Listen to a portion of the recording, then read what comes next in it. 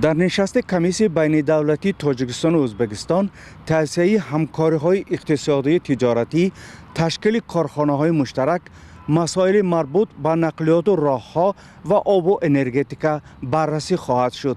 شیرالی گنجالزاده وزیر نقلیات تاجیکستان به رادیو آزادی گفت در جریان این کمیسیون مسئله علاقه اتومبیلی و باز شدن راه‌های ارتباطی میان تاجیکستان و ازبکستان نیز بررسی خواهد شد. این علاقه ها در سال 1992 گسسته شده و تا حال میان تاجیکستان و ازبکستان روابط اتومبیلی وجود ندارد. حالا لایحه سازشنامه درباره مناسبت‌های نقلیات اتومبیلی میان تاجیکستان و ازبکستان آماده شده و امروز در جریان کار این کمیسیون این لایحه بررسی خواهد شد. با گفته شیرالی گنجالزاده سپس این سند حقوقی از جانب مقامات تاجیکستان و ازبکستان در سطح وزیران نقلیات یا وزیران امور خارجه این دو کشور امضا خواهد شد.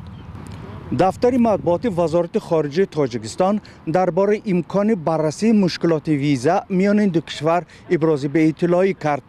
اما قبلا منابع حکومت‌های تاجیکستان و ازبکستان از احتمال صادر شدن مقررات ویزا خبر داده بودند.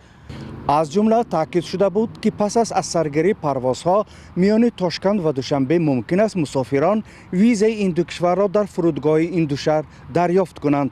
در نظر است فردا 28 دکبر رستم عظیموف معاون نخست وزیر و رهبر هیئت حکومت ازبکستان با امام علی رحمان رئیس جمهوری تاجیکستان دیدار و گفتگو کند.